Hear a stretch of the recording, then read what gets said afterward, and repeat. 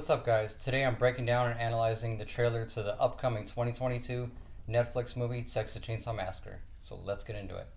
Okay, so the trailer opens up with a security or old police type of van that is plowing through a field of sunflowers, and we see it crash into some type of tractor in this shot. Then we get to see the driver of the vehicle, which has been injured, and she's looking around. And then in the background, you can kind of hear this quiet breathing, which kind of sounds like a ma, ma, which kind of gives off those classic, like almost like Jason Voorhees type of kill, kill, kill, ma, ma, ma type of vibes. Then here we go. We get our first look in the trailer at Leatherface. And before this, we hear a loud scream from most likely the woman that was in that van right there. Then we get introduced to the town that this movie takes place in, which is Harlow. And in this shot, we get to see the population on the sign, which reads 1974, which would be a nice little nod to the original Texas Chainsaw Massacre, which takes place in 1974. Then here we get a pretty good look at the small town that this takes place in. Then we get introduced to which should be the four main characters, which are Ruth, Lila, Dante, and Melody. Then in this shot, we see someone looking through a window glancing over at this big tour bus, which is also shown several times in the trailer. And in the background, we can hear that same type of low breathing or quiet talking, which is presumably going to be Leatherface. Then here we get a shot at the house, which looks a lot like the house from the original Texas Chainsaw Massacre, but I believe this will be Sally Hardesty's house. So this brings us to one of the shots of the trailer I have the most questions for, because if we are making this a sequel off of the original Texas Chainsaw Massacre movie, which took place in 1974, we get this image that's shown to us on the wall of the house, which is Harlow Orphanage, 1975. So some of my questions are, what happened to his family ever since the original movie? Because in the original movie, the family was still alive. So in the image, there's a character in the back with his face kind of scratched out, which we would believe to be Leatherface. But my question, like I was saying, is if this is him in the orphanage, what events brought him from being into the house to the orphanage? I mean, is he working there, or did he get put into the orphanage? Because at this point, we'd have to figure out, how old was Leatherface too? Because I always assumed that he was over, 18. But, we might be changing some of the history here, or some things might not be lining up. So that's what I'm trying to wrap my head around, is after the events of the first movie, how did he get into an orphanage? Then we get introduced to a character known as Mrs. MC, which we can safely assume is probably someone related to Leatherface or watching over Leatherface. Then we get this cool shot looking up from underneath the floorboards. Then we get the character Dante seeing the reflection of Leatherface in one of the pans in the house. Shocked, he turns around. Next, we cut to Melody inside of the house. Then here we get Melody hiding in a bed underneath the house from Leatherface. And with the classic Leatherface, we have the sledgehammer. And in the next shot, we have Leatherface bashing a victim over the head with a sledgehammer, killing him. And all of this seems to be going on as Melody looks on from underneath the bed. And we get our first close-up look at Leatherface's chainsaw. Super cool Easter egg here. That is the original type of chainsaw that is used in the original Texas Chainsaw Massacre movie.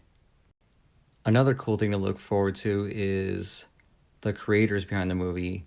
So Evil Dead and Don't Breathe. That gives us a pretty good idea of the tone, the look, and the style of how the movie will play out. Then we get to see this bulletin board here with the survivor of the Chainsaw Massacre, Sally Hardesty, a picture of Leatherface, and a couple other little news clippings of incidents that happened at that time. Then we get our first look at Sally Hardesty. While she's on the phone, someone tells her that her old friend is back. And in the background here, it looks like she's on a farm herself, and you can see that there's pigs hanging that have been slaughtered.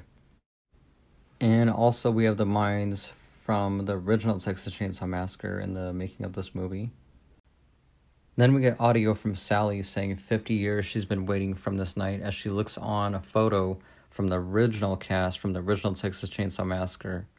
And then we get her loading up her truck with weapons, going to start looking for Leatherface. And in the background here, you can see that same house I mentioned earlier that was in the shot. Then we get Sally in the field of sunflowers that we saw in the very beginning of the trailer, probably looking for clues for something to lead her to Leatherface. Then we get Sally describing her history with Leatherface, and we get the shot again of Leatherface picking up his original chainsaw, and then one of the cool shots of the trailer, a close-up of the man himself, Leatherface. Then we got the release date here, February 18th, which is basically just 2 weeks away. Then we get another super cool shot of Leatherface looking onto that tour bus that we keep seeing in the trailer. Then another quick one of Leatherface going towards a victim. And let's talk about this next shot.